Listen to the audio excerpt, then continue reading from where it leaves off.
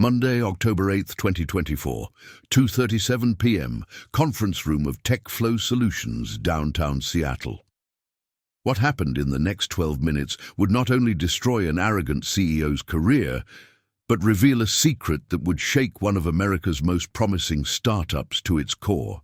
Because Paul Santos, 29, wasn't just the quiet IT guy everyone ignored.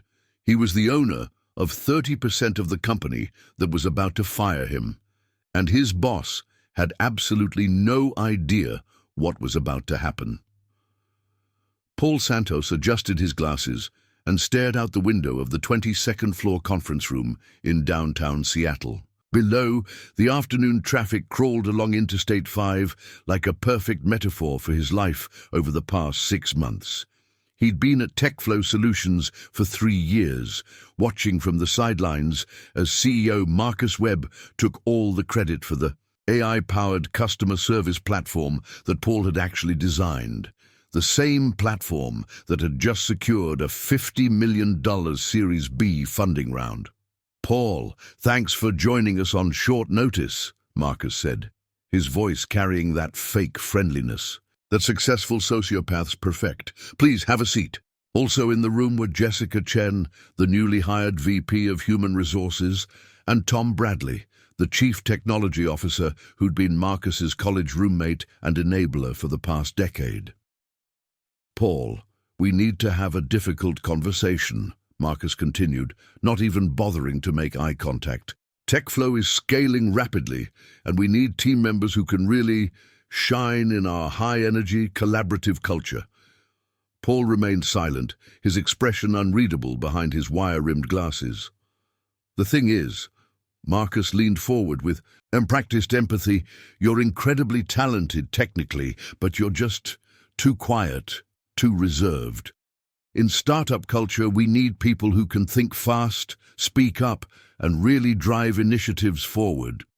Jessica Chen consulted her tablet with the efficiency of someone who'd done this many times before. "We've received feedback from multiple team members that you rarely contribute to brainstorming sessions.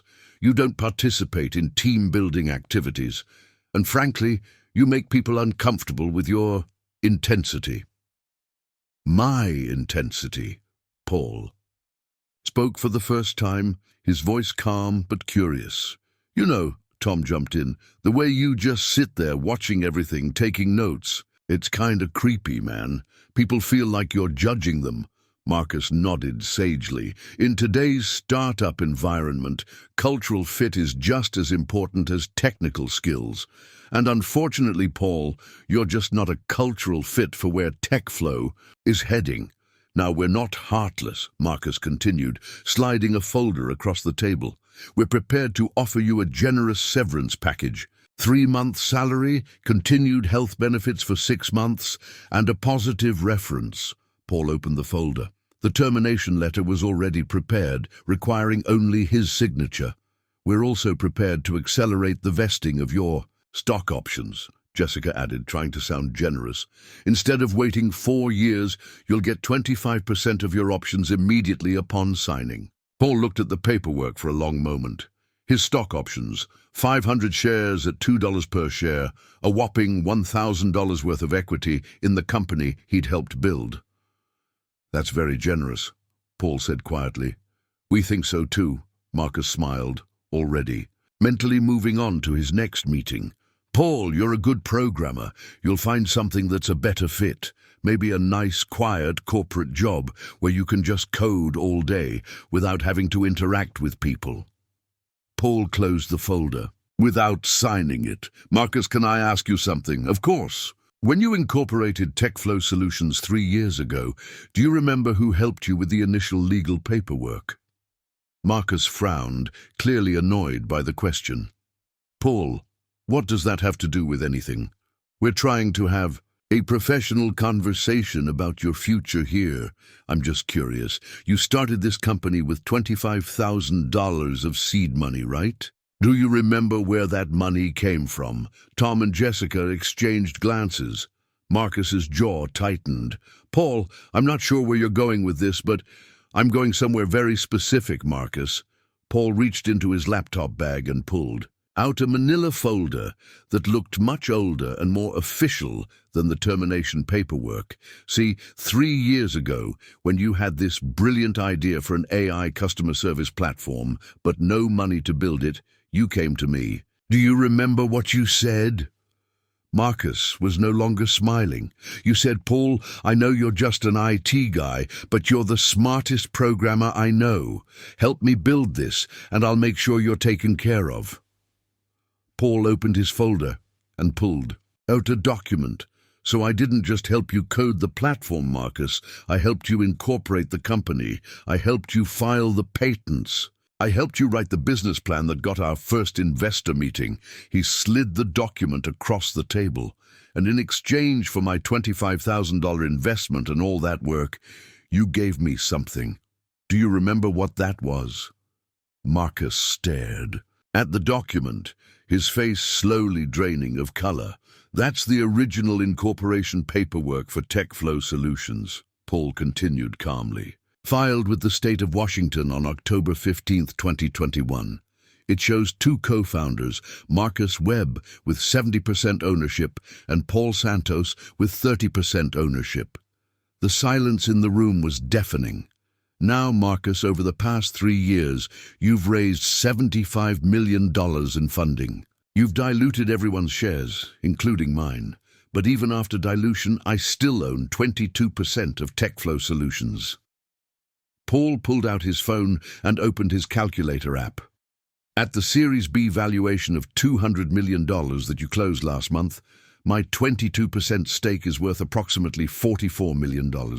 Marcus Webb, the CEO who had just tried to fire his quiet IT guy, stared at the incorporation papers with the expression of a man watching his empire crumble.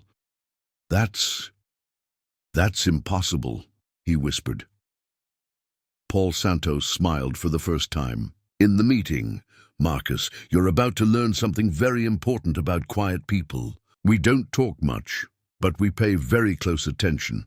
He stood up, leaving the unsigned termination letter on the table. I'll see you at tomorrow's board meeting. We have a lot to discuss. What Marcus didn't know was that Paul had been documenting everything for 3 years, and tomorrow the real quiet guy was about to get very, very loud. That night, Paul Santos did something he hadn't done in 3 years. He made phone calls, lots of them, to lawyers, to investors, to journalists, and to the one person Marcus Webb feared most in the entire world, his ex-wife's divorce attorney. Because when you're about to wage war against a sociopathic CEO, you don't just need evidence, you need allies who know exactly where the bodies are buried. Paul's Capitol Hill apartment looked like the headquarters of a very quiet revolution. 3 laptops hummed on his kitchen table, displaying spreadsheets, legal documents, and email chains that told the real story of TechFlow's success. His phone buzzed. Paul, this is incredible. How long have you been documenting this? The voice belonged to Sarah Martinez, the employment attorney he'd been paying $400 an hour for the past 6 months to quietly prepare for this exact moment. 3 years, Paul replied, highlighting another section of his meticulously organized evidence folder. Every meeting, every decision, every time Marcus took credit for my work, it's all here. Sarah, I need you to understand something. I don't want to destroy the company. I want to save it from Marcus. He pulled up TechFlow's internal Slack channels on his second laptop. Look at this. 6 months ago, Marcus started talking about taking the company public, but he's been systematically pushing out anyone who knows the real story of how TechFlow was built. Sarah scrolled through the evidence Paul had compiled, screenshots of Marcus claiming credit for Paul's code in investor presentations, emails where Marcus referred to Paul as just a programmer we can replace, and most damning of all, a recorded Zoom call where Marcus told investors that he was the sole technical founder of TechFlow. Paul, this isn't just wrongful termination. This is fraud. Paul's doorbell rang at 9:47 p.m. Standing outside was Rachel Webb, Marcus's ex-wife and former co-founder of their previous startup that Marcus had run into the ground. "I got your message," Rachel said, stepping into the apartment. "Marcus tried to fire you after everything you've done for that company." "Rachel, I need to ask you something, and I need you to be completely honest with me." "Shoot. In your divorce proceedings, did Marcus ever admit that he couldn't code, that he needed technical partners to build his ideas?" Rachel smiled grimly. "Paul, I have 12 hours of deposition recordings where Marcus admits he can barely use Excel, let alone build AI platforms." As Paul and Rachel compared notes, a disturbing pattern emerged. Marcus had a history of finding brilliant technical partners, using them to build successful companies, then systematically erasing their contributions once the companies gained traction. He did the same thing to Kevin Park at his first startup. Rachel revealed, "Kevin built the entire platform, Marcus took credit, and when Kevin tried to object, Marcus fired him and diluted his equity to nothing." Paul's third laptop chimed with an email notification. The sender, Kevin Park, now a successful venture capitalist in Silicon Valley. "Paul, I heard through the network what happened today. We need to talk. Marcus has been using the same playbook for 15 years, and it's time someone stopped him." By midnight, Paul's apartment looked like a war room. Sarah, the attorney, Rachel, the ex-wife, and Kevin, the previous victim, were all working together to compile what Kevin called the Marcus Webb file, a comprehensive dossier of Marcus's pattern of stealing credit and destroying careers. "Paul, I'm going to ask you something, and I want you to think carefully before you answer," Kevin said, his venture capitalist seriousness cutting through the room. "Anything. Do you want to just get your equity back, or do you want to make sure Marcus never does this to another founder again?" Paul was quiet for a long moment, then opened his email and started typing. "What are you doing?" Sarah asked. "I'm sending an email to TechFlow's board of directors, requesting an emergency meeting to discuss irregularities in the company's founding story and current leadership structure." He hit send.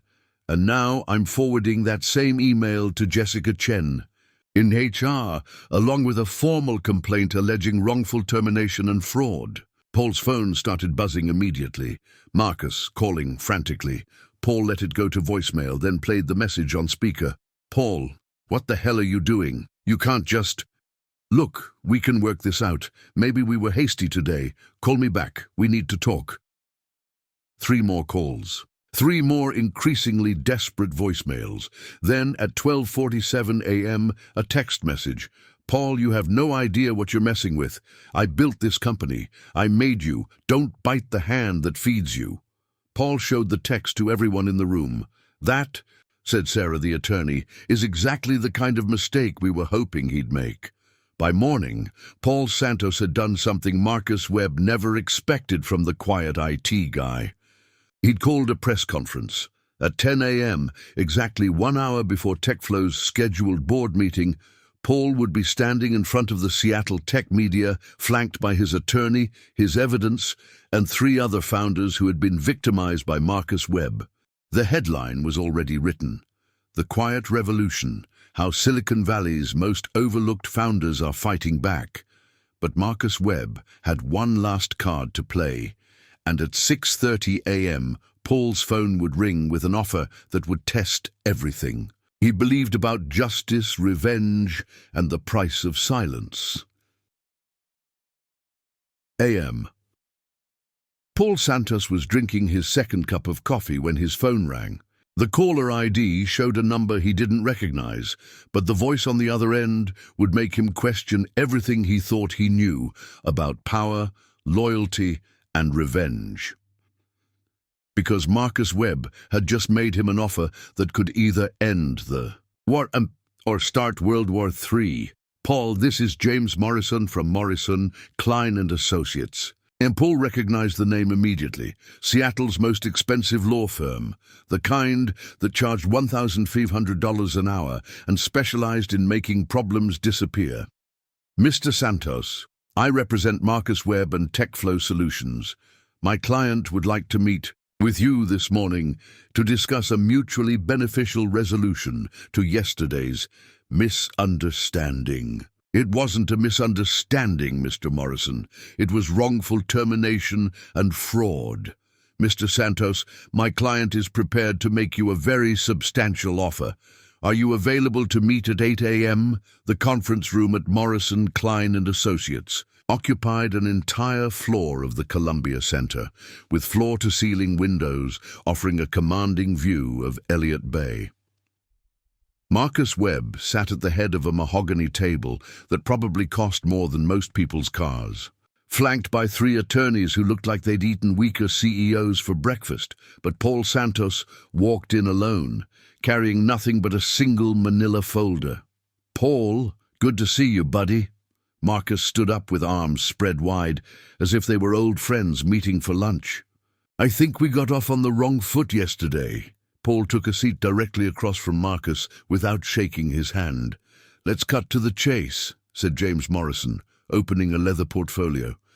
"Mr. Webb recognizes that there may have been some oversights in how your contributions to TechFlow have been acknowledged. Here's what we're prepared to offer." Marcus leaned forward, his salesman's smile at full power. "First, we'll tear up that termination letter. You keep your job with a promotion to senior technical architect and a 40% salary increase." Paul remained silent. "Second, we'll issue a public statement acknowledging your role as a technical co-founder of TechFlow with appropriate equity adjustment." One of the attorneys slid a document across the table. "And third, we're prepared to offer you a $2 million cash bonus as compensation for any miscommunication about your contributions." Paul looked at the offer without touching it. "What's the catch?" Marcus's smile faltered slightly. "No catch, Paul. We just want to move forward as a team." "Mr. Santos," James Morrison interjected, "this offer also includes a comprehensive non-disclosure agreement and a non-compete clause, standard practice for executive-level settlements." Paul finally picked up the contract and read it carefully. As he turned the pages, his expression never changed, but his jaw tightened almost imperceptibly. "This NDA covers all discussions, decisions, and business practices at TechFlow Solutions from October 2021 to present," Paul read aloud. "And the non-compete prevents me from working in AI customer service for 5 years." "That's correct," Morrison confirmed. "So in exchange for $2 million and recognition I should have had all along, I give up my right to ever tell anyone what really happened here, and I can't use my expertise to compete with you." Marcus spread his hands. "Paul, it's just business. We're protecting the company's interests." Paul closed the contract and slid it back across the table. "Marcus, can I tell you something about quiet people?" "Sure, buddy. We don't just watch and listen. We remember everything." Paul opened his manila folder and pulled out a single sheet of paper. "This is my counteroffer." Marcus took the paper, and his face went through several shades of pale as he read it. You want 40% of the company and CEO position?" "Paul, that's insane." "Actually, Marcus, it's fair. Let me explain." Paul pulled out his phone and opened a voice recording app.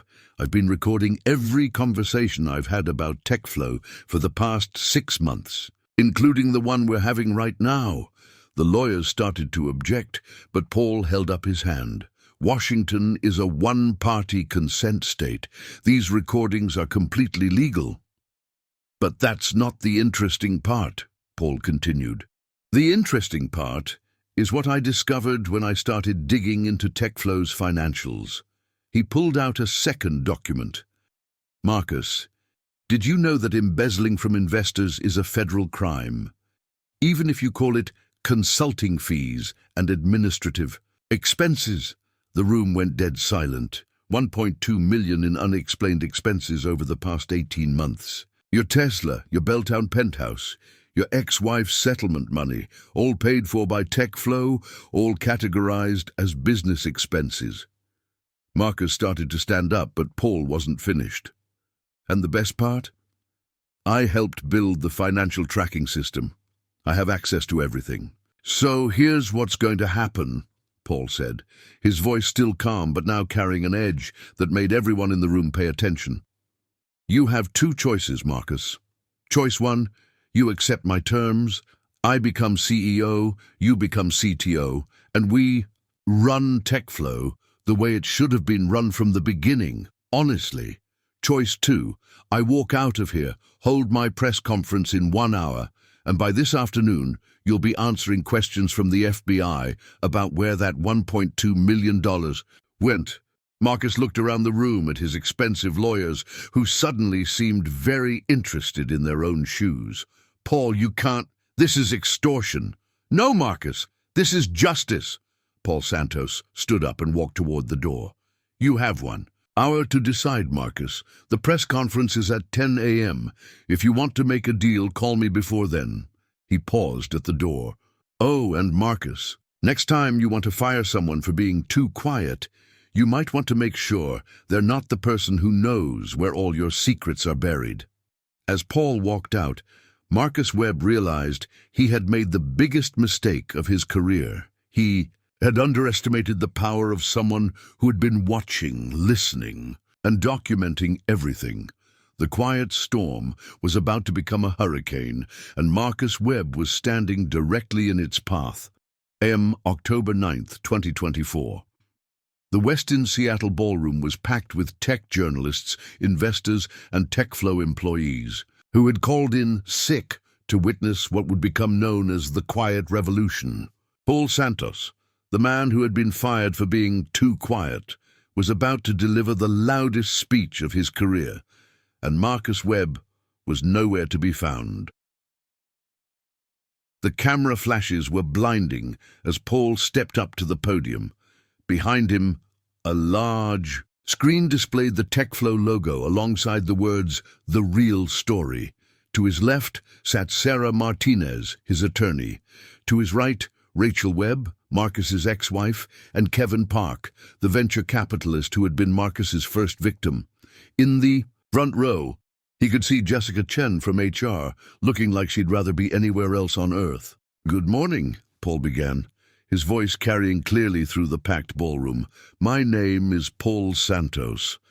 Until yesterday, I was a senior software engineer at TechFlow Solutions. Today, I'm something I never thought I'd be, the whistleblower, who's about to expose one of Silicon Valley's most dangerous patterns. 3 years ago, I co-founded TechFlow Solutions with Marcus Webb. I provided $25,000 in seed funding, designed and built our AI platform, and took a 30% equity stake in the company. Yesterday, Marcus tried to fire me for being too quiet." Paul clicked to his first slide. The original incorporation documents. He had no idea that the quiet guy he was firing owned 22% of the company he was trying to steal. Murmurs rippled through the crowd as journalists frantically took notes. But this isn't just about my story. This is about a pattern of behavior that's been destroying technical founders for decades. The screen behind Paul filled with a timeline showing Marcus's career. 3 startups, 3 technical co-founders who had been systematically pushed out after building the core technology. Marcus Webb has made a career out of finding brilliant engineers, convincing them to build revolutionary products, then stealing credit and destroying their careers when the companies become successful. Kevin Park stood up from his seat. "Paul, can I add something?" "Of course." Kevin approached a second microphone. 15 years ago, Marcus convinced me to build a social media platform called ConnectSpace. I was 24, he was 28, and I trusted him. After I built the platform that would eventually be acquired by Facebook for $50 million, Marcus fired me and claimed I was just a contractor. The room erupted in shocked whispers. "But it gets worse," Paul continued, advancing to his next slide. Over the past 18 months, Marcus has embezzled $1.2 million from TechFlow's investor funding. The screen showed bank records, credit card statements, and expense reports. His Tesla Model S, paid for by TechFlow as a company vehicle. His $8,000 a month penthouse, company housing allowance, his ex-wife's divorce settlement, consulting, fees. Jessica Chen was frantically typing on her phone, probably alerting TechFlow's board of directors. Every expense has been categorized as a business cost and deducted from the company's taxes. This isn't just fraud, it's tax evasion. Paul played an audio recording on the ballroom sound system. Marcus's voice filled the room. Paul's just a programmer, you know. He's good at following orders, but he doesn't understand business. The AI platform was my vision. He just coded what I told him to build. The recording continued for 3 devastating minutes, with Marcus taking complete credit for Paul's work, while describing Paul as replaceable and socially awkward. This recording was made 2 weeks ago during a call with potential Series C investors, Paul explained. Marcus was trying to raise $100 million based on technology I built and contributions I made. Rachel Webb stood up and approached the microphone. I want to add something. During our divorce proceedings, Marcus admitted under oath that he had limited technical abilities and relied on technical partners to build his companies. Yet in every public presentation, he claims to be the technical founder. She pulled out a legal document. I'm formally releasing portions of our sealed divorce records that show Marcus's pattern of lying about his technical contributions. The room was buzzing with excitement as journalists realized they were witnessing a major Silicon Valley scandal unfold in real time. Paul returned to the microphone for his closing statement. I want to be clear about something. I don't want to destroy TechFlow. I want to save it. The platform we built can revolutionize customer service for millions of businesses, but it can't do that under leadership that values credit stealing over innovation. He paused, letting that sink in. Lie reports. As of this morning, I'm formally requesting that TechFlow's board of directors remove Marcus Webb as CEO and install new leadership that will run the company with integrity. Paul's phone buzzed. Text message from an unknown number. This is war. He held up his phone and read the message aloud. I just received this text from Marcus Webb. This is war. Paul looked directly into the cameras. Marcus, it was already war. You declared it the moment you tried to erase my contributions and steal my company. The difference is, now everyone knows it. As Paul stepped away from the podium, his phone rang. The caller ID showed TechFlow Board. Chair. He answered it on speaker. Paul, this is Margaret Chen, chair of TechFlow's board. We've been watching your press conference, and we need to talk immediately. I'm available whenever you are, Margaret. How quickly can you get to our offices? We're calling an emergency board meeting, and we'd like you to attend as TechFlow's largest individual shareholder. The room erupted in applause as journalists realized what they'd just witnessed. A quiet programmer had just executed the most devastating corporate takedown in Seattle tech history. 3 hours later, Paul Santos walked out of TechFlow's offices with a new title. Chief Executive Officer Marcus Webb had been unanimously voted out by the board and was facing a formal investigation by both the FBI and the SEC. But the story wasn't over, because at 6 p.m. that evening, Paul received a call that would test everything. He'd learned about power, forgiveness, and what it really means to win. The caller, Marcus Webb, from his lawyer's office, with one final offer that would either end their war forever or prove that some people never learn. 6 months later, Paul Santos stood in the same conference room where Marcus Webb had tried to fire him, But now the nameplate on the table read Paul Santos, CEO, and the quarterly earnings report in front of him showed something remarkable. TechFlow had become the fastest-growing AI company in the Pacific Northwest. But the phone call he was about to receive would prove that sometimes the sweetest revenge is living well, and Marcus Webb was about to learn that lesson the hard way. The transformation of TechFlow Solutions had been nothing short of miraculous.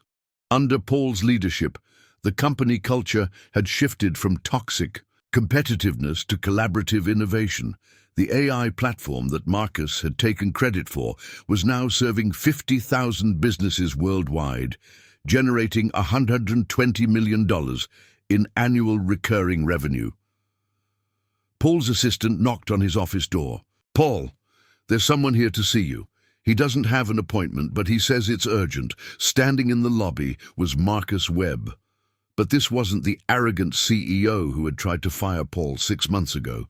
This was a broken man in an ill-fitting suit carrying a worn briefcase and the haunted expression of someone who had lost everything. "Paul, thank you for seeing me," Marcus said, his voice barely above a whisper. "I know I don't deserve even 5 minutes of your time."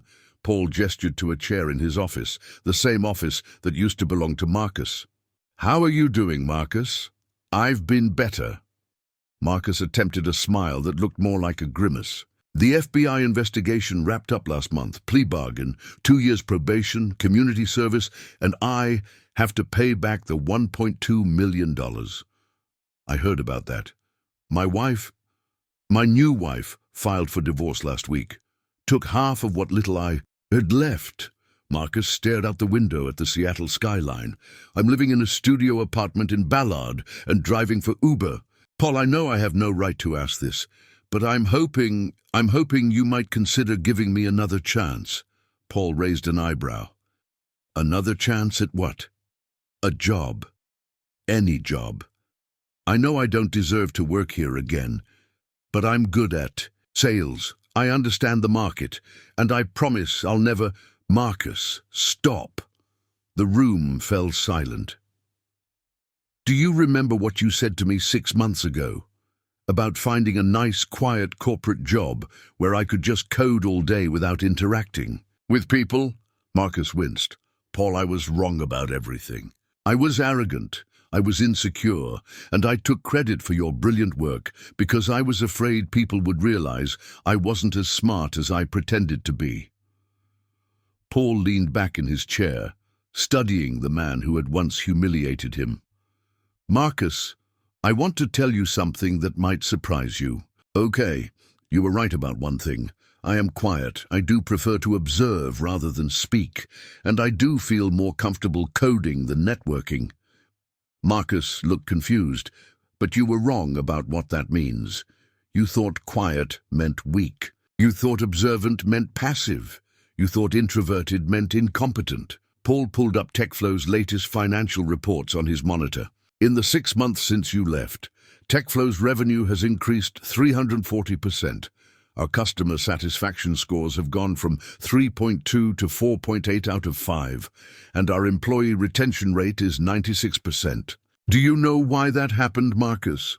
Because you're a better CEO than I ever was. No, it happened because I listen to our customers instead of talking over them. I promote based on performance instead of politics, and I give credit where credit is due instead of stealing it." Paul turned his monitor so Marcus could see the screen. "Every single person who worked on our AI platform is listed as a co-inventor on our patents. Every engineer who contributes to our code base gets recognized. In our quarter, every customer service rep who solves a complex problem gets acknowledged in our company meetings." That's really great, Paul. It turns out that when you treat people with respect and honesty, they work harder, stay longer, and build better products. Marcus started to stand up. "I should go. I just wanted to apologize in person and see if there was any chance." "Marcus, sit down." "I'm not finished." Marcus sat back down, looking confused. "I'm going to offer you something, but I want you to understand the terms before you answer."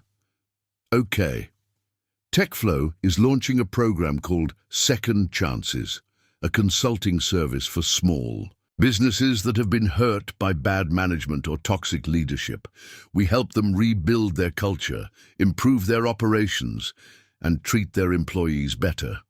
Marcus looked intrigued despite himself. I want you to run that program. Paul, I don't understand. Why would you? Because you understand toxic leadership better than anyone I know. You've lived it, you've practiced it, and now you've experienced the consequences of it. The job pays $60,000 a year. No equity, no bonuses, no company car. You'd be helping small business owners learn from your mistakes so they don't make the same ones. Paul leaned forward. But Marcus, if you take this job, you need to understand something. You'd be working for the quiet guy you tried to fire. You'd be taking orders from the person you said wasn't leadership material, and every day you'd be admitting that your way of doing business was wrong. Marcus was quiet for a long moment. Can I ask you something, Paul? Sure. Why? After everything I did to you, why would you offer me this? Paul smiled, not the cruel smile of revenge, but the peaceful smile of someone who had found his purpose.